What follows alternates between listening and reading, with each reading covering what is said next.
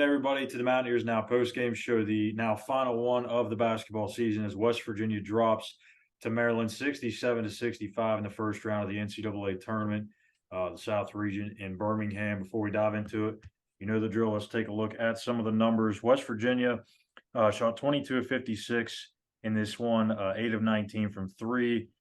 They dominated the boards 35-29, had several offensive rebounds. They just didn't cash in on enough of those. They didn't have enough second chance points. They turned the ball over a fair amount in the first half. They kind of cleaned that up a little bit in the second half, but too many dry spells. And then your top performers here, Julian Reese, 17 points, 9 boards. For Maryland, Hakeem Hart, 15 and 4. And then for Keedy Johnson, it goes for 27 points to end his career at West Virginia, his final game. So, Chris, this was a really kind of odd game, to be honest with you. I mean, West Virginia came out, played really well defensively, had that 16-4 lead. Maryland comes back. They take the lead. West Virginia starts the second half out strong, and it was like a repeat of the first half where Maryland kind of figured things out as they went. And there's a lot of things we could talk about in this one. So where do you want to start? Officiating was horrendous. Yeah. Officiating just screwed West Virginia. Tremendous. Smith, Emmett Matthews on an illegal screen. It turns into a three-point play. It was just bad. Every time Maryland drove the basket, they got stopped. West Virginia got some of those calls, but not nearly to the extent of Maryland. So it was definitely and I say that, no, like, there's not a script. They're not trying to get Maryland to win the game. It's not. It's not in that. It just seemed very one-sided. Calls just did not go West Virginia's way. Some bounces didn't go West Virginia's way. West Virginia didn't help themselves in some cases. But when you're not getting the calls, bell goes. Your bigs are in foul trouble throughout most of the game. They can't do anything. They just drove right into their stomach, and when the hands came down, they called it, and that's been the call. But they did, Trey Mitchell at the end of the game. That should have been an opportunity with everything else. Stevenson attacked the basket, got contact by two guys towards the end of the game, no foul. So, and really, it culminated with that last review when the kid threw it out of bounds. It was clear as day the kid threw it out of bounds, and they still gave it to Maryland. Tried to say it went off the Keedy Johnson dread. Keedy Johnson dread. Like, what are you talking about? Like, did you see it? You're assuming, like, when everyone on TV is telling you that they don't see the kid touch the ball, and the officials come out with a different answer, it's so bad. I mean, it really, NCAA basketball season, it's been bad all year, and it really, kind of falls. It's the opening round of the game, opening round of the NCAA tournament. Kind of fitting, to be honest, because it's been bad all season. I mean, just especially that the way it ended. Especially when you had Gene Steratore, who is like the replay official of this whole tournament in terms of on the broadcast for these things. He's literally sitting there saying over and over again, it clearly looks like Young was the last one to touch it on the follow through. They zoomed that thing in. I don't see where it touched his shoulder, which is what they talked about at first. The hair. I mean, come on. If it's a hair, then you have to have that definitive answer. Like, it can't be, oh, it may have touched him or may have not. Like, that's a critical call in the game, because now all of a sudden you give Maryland an opportunity with the ball again instead of West Virginia going back the other way and maybe squeezing out enough time to get more an extra possession there at the end. So, like, I don't know. It was a very bad call. I don't understand it. I mean, I really am just shocked. But like you said, the floor felt tilted in Maryland's favor the entire game. Now, I don't have it here in front of me, but I don't know what the total foul call situations were. It's not always, they both had, 30 fouls in a game, and it's an evenly called game. It's when those calls happen, number one, and number two, how do those calls happen? Is it a foul 30 feet away from the basket, or is it a guy's playing really good defense and somehow gets tacked for a foul? Like, it seemed like every time Maryland was driving the ball deep into the paint, Julian Reese was pushing off guys, getting his positioning, trying to get closer to the basket. and West Virginia couldn't do anything to defend it because if they did, it was going to be called a foul. Now you go to the other end, you got Eric Stevenson getting hacked, you got Trey Mitchell getting hacked, you got all these guys getting just absolutely slapped and clobbered in the paint, and there's hardly anything called. I don't know why that was like that, but it was interesting to say the least. Yeah, and I mean, it definitely determined the outcome. When you're unable to run the offense because they're holding you and everything off the ball and they create separation with wide illegal screens, I mean, that's a huge advantage. That's a big Yeah. advantage. So it is what it is. I thought Maryland, but overall, I mean, I thought Maryland did a good job defensively. They really disrupted the West Virginia offense. I thought that they did a good job on Stevenson off the ball. I mean, again, there was some clutching and holding, but he's got to be able to fight through that, make them make a call, like, in certain instances, they weren't really calling push offs off the ball. So I don't want to say they didn't have effort. It kind of looked like they were playing at the beginning of the season where they were thinking too much, and Yeah. I think you got to kind of credit that to the Maryland defense. They were throwing multiple defenses at them. They didn't really do a lot of pressure, but I think the threat of the half court trap, 3/4 trap, being there kind of messed with them a little bit. Maryland does have great length. Julian Reese underneath has good length.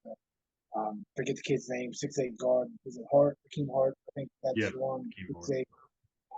Obviously with that on the outside. So I'm not trying to take anything away from Maryland because they're a great defensive team. I thought they did things to put themselves in good position, but I also thought the refs did a great job of giving them good position to win the game. So unfortunately, West Virginia has to overcome that. But when you go, I think they shot 1 for 7 there in the last few minutes before the final minute of the game. So Huggins, it's funny. We talk about, oh, you got to make shots. Didn't really make them at the end either when they did have looks. And when you get a look, you got to make it. A little disappointed Stevenson today. I know he didn't play a lot, but he was kind of getting beat up on the defensive end as well. Tucson, Keedy. Can't say enough about Keedy. 10 out run himself in the second half to give West Virginia lead. Yeah. He's definitely going to be missed. Kind of heart and soul. Just a laid back kid. Play with a lot of heart. So it's hard to believe it's been 3 years already since he's been here. He's definitely going to be. It's in this day and age. He's one of the old guys. He's ever been in West Virginia for 3 years. So going to be missed on both ends of the field. Absolutely, especially the way that he kind of evolved as an offensive player. He was a very good offensive player at junior college. It just didn't really translate right away, but it took some time, and yeah, he was huge for them today. They had Taz, they had Deuce, they had Right, you didn't have to be that guy. First year with him, he was asked to score with him. Yeah, so Eric Stevenson, his final game, he goes 4 of 17 from the field, 9 points. As you mentioned, they did a really good job of not allowing him to get much space. I mean, he was just smothered from the very beginning. He was kind of searching for his shot, didn't really find any open space in the floor, and that was kind of one of my keys coming into this tournament was Eric Stevenson obviously making shots, but when he goes over 15 points, West Virginia's 12-6. When he goes over 20, they're 7-2. When he goes over 30, they're 2-0.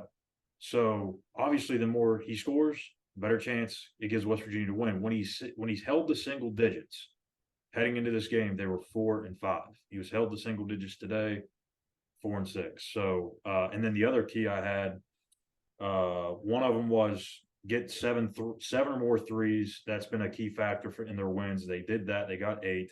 But the other one was free throws, and they only got to the line, I believe, 18 times. No, 16 times. So that's 6 less free throws than they typically have in their wins. So 2 out of 3. That's pretty much why you lost this game. Yeah, Stevenson, and it gives credit man on defense. Stevenson not getting any really catch shoot opportunities. Had to do it off the dribble, off the bounce. So again, Maryland, great defensive effort. Kind of put West Virginia in their old ways a little bit with that. Unfortunate. Gonna have to see what they got in store for us next year. I don't think what they don't return, don't know as of right now who's returning this day and age. You're hoping Mitchell and Bell come back, so you double your starters returning from this season from 1 to 2. So we'll see what happens, and hopefully they can find some pieces and hopefully make a better run in the postseason next. Yeah, I mean, like you said, they're going to lose 3 guys for sure. If Trey Mitchell and Jimmy Bell decide to not come back for whatever reason, now they got to replace their entire starting 5. So that would not be ideal at all. Which young guys may not want to do the same. So Yeah. you may have Wilson leave. I mean, he's not given any indication that it's the world we live in. Like, he may just say, you know what, I'm done. He may wake up tomorrow and be done with it. So kind of wait and see. I guess it's a wait and see who shows up at practice in October. Then we'll find out. Yeah, I mean, it's hard to really even for us to talk about next year. Really, even in football, basketball, it doesn't matter because you don't know when the season ends. Typically, you can have a fairly good idea what's the next year's team's going to look like. We have no idea. The transfer portal, right?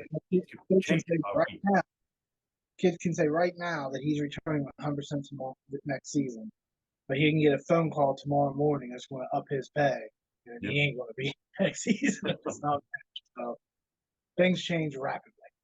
Well, let's put it this way to wrap up this post-game show, and I guess for the season, how would you define the season? Is it a success in the fact that they just got back to the tournament, that they dug themselves out of that hole, or is it a little bit of a disappointment? Because I know you had them at 18-13, 7-11, you hit it spot on, but do you feel like this is still a successful season? Absolutely. Look what they were returning. Look what they had to do to put together a team. I know West Virginia fans are all, I don't say all West Virginia fans, but for the majority, most West Virginia fans are optimistic. No matter when the season starts, they always give their Mountaineers hope. But yeah, you only return Kedrian Johnson. He wasn't even averaging double figures last year. So you lose all your scoring. There was a lot that was going on, a lot of, I guess, turmoil with Bridges or whatever, a lot of outside noise. You bring in 6 guys, four of them had 3 of the starters hadn't played here, something like that. You bring in 2, something like there was just a bunch of a mismatch of guys, and you go in the Big 12. You're in the Big 12 where what was it, top fit? All teams were in the top 50 in net for most of the season. Like, yeah, 100% success. This wasn't a veteran JC-led team that disappointed. This was a team you didn't know. Started 0-5, and credit to Huggins and this group. They stuck together, fought through all the adversity, fought through the noise, and made a postseason run. That's what you wanted. I don't think you can ask for more. Whether it's fair or not is up to the people, but when you lose all that team, you lost everything, and you had a losing record last year, and you flip the script, make the tournament. Huggins at the beginning of the year, they were only a few wins away last year from making the tournament. Put a team together, get those few wins, make the run. Now you're just kind of hoping that you can maybe bring in some young guys, core guys you have, and kind of build for the future. So talk about veteran program veterans. Hopefully you got that more going in the future. So games like this, they can be in the spot, get that little edge of knowing where to be, instead of today where, like I said, just looked like they were thinking too much instead of reacting and playing with everything Maryland was throwing at them. Yeah, I mean, I think it's definitely a successful year, largely just because I didn't even have this team having a winning record. I think I had them at like 15 wins or something like that, heading into the season. I didn't think that they were going to be able to piece everything together in time. And the way that the Big 12 conference schedule started, I was like, oh man, I might be pretty close. I might be, pretty spot on. And ended up being you that ended up being spot on. But yeah, I think it's a successful season. Obviously, they could have gone further. They could have had a better record in the regular season if they just made some free throws.